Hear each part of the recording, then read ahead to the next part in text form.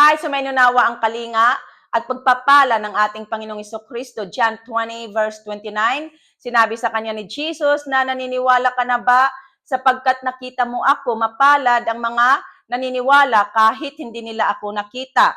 Itong katanungan ng Panginoon na naniniwala ka na ba sapagkat nakita mo ako, ito'y para kay Thomas, isa sa 12 disciples ng Panginoon. Okay, ayon dito sa John chapter 20, nagkakatipon noon ang mga alagad nang napakita sa kanila ang Panginoon sa gabi ng kanyang muling pagkabuhay, ngunit wala roon si Thomas. Nang makita ng mga alagad si Thomas, ibinalita nila sa kanya na napakita ang Panginoon sa kanila, ngunit hindi makapaniwala si Thomas. Sinabi ni Thomas, hindi ako maniniwala hanggat di ko nakikita ang butas ng mga pako sa kanyang kamay at naisusot dito ang aking daliri at hanggat di ko naipapasok ang aking kamay sa kanyang tagiliran. Okay, ayon sa kasulatan, after 8 days, muling nagkatipon ang mga alagad, kasama na nila si Thomas, at muling napakita sa kanila ang Panginoon.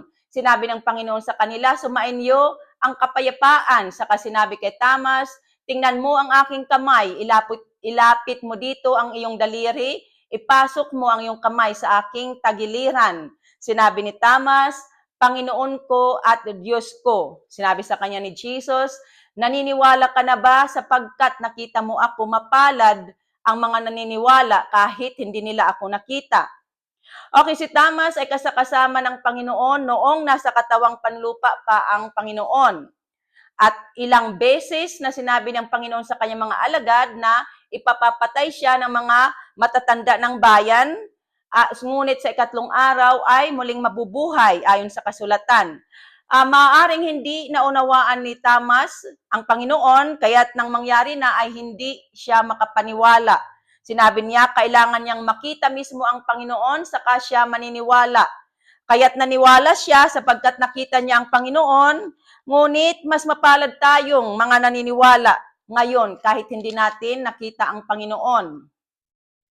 Okay, may mga taong hindi talaga naniniwala hanggat di nila nakikita ang ebidensya or proof na nangyari nga ang isang pangyayari or event. Ngunit sa totoo lang, hinulaan na ng mga propeta sa Old Testament na magdaranas ng hirap ang Mesaya at mamamatay dahil sa kasalanan ng sangkatauhan.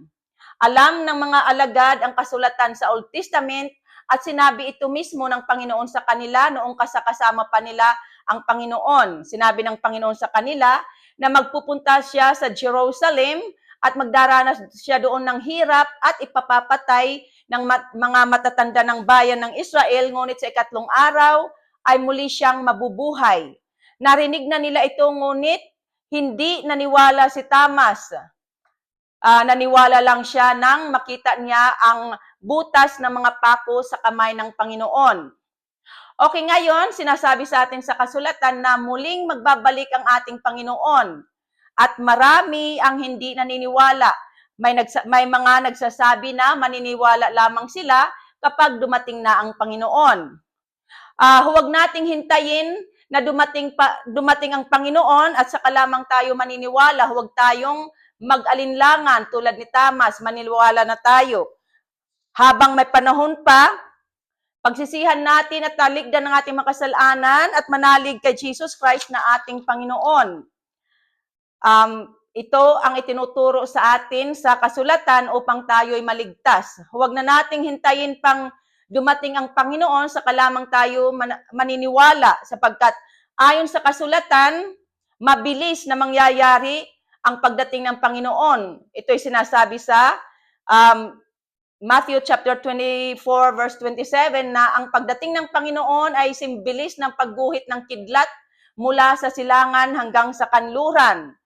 Pagkabilis na mangyayari ang pagdating ng Panginoon, baka wala na tayong panahon para makapagsisi dahil mabibigla ang lahat dahil nga mabilis na mangyayari iyon ayon sa kasulatan. Kaya nga, sinasabihan tayo sa kasulatan na laging maging handa, meaning pagsisihan natin at talikdan ang mga kasalanan natin at magbagong buhay kay Kristo.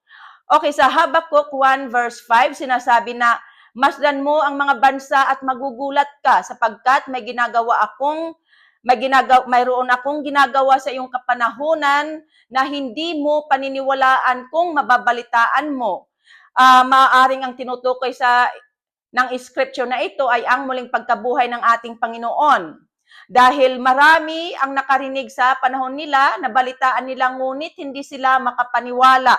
Dahil nga, nabigla sila, hindi nila inaasahan na si Jesus Christ nga ang Masaya, ang sinugo ng Diyos, ang nagdurusang lingkod ng Diyos, ni Yahweh. Ngunit mapalad tayo ngayon dahil nandyan ang Biblia. Naisulat nila ang lahat ng kanilang narinig at nakita. Kaya't pag-aralan natin ang kasulatan, ang gospel, upang tayo'y maligtas. Sinasabi sa Romans 10 verse 17 na kaya't ang pananampalataya ay bunga ng pakikinig at makapakikinig lamang kung may mangangaral tungkol kay Kristo. So ang ating pananalig ay nag-uumpisa sa pakikinig ng good news or mabuting balita tungkol kay Jesus Christ na ating Panginoon. At sa Hebrews chapter 11 verse 1 to 2 sinasabi na tayo'y may pananalig kung nagtitiwala tayong mangyayari ang inaasahan natin at naniniwala tayo sa mga bagay na di natin nakikita. At kinalulugdan ng Diyos ang mga tao noon dahil sa kanilang pananalig sa Kanya. Okay, sa panahon natin, mas mahirap maniwala dahil wala tayo doon more than 2,000 years ago nang muling mabuhay ang ating Panginoong Hesukristo. Ngunit dahil sa ating pananalig, naniniwala tayo na si Jesus Christ ay muling nabuhay. Naniniwala tayo dahil sa ating pananalig na ang Panginoong Hesukristo ay umakyat sa langit at muling magbabalik sa araw ng paghuhukom.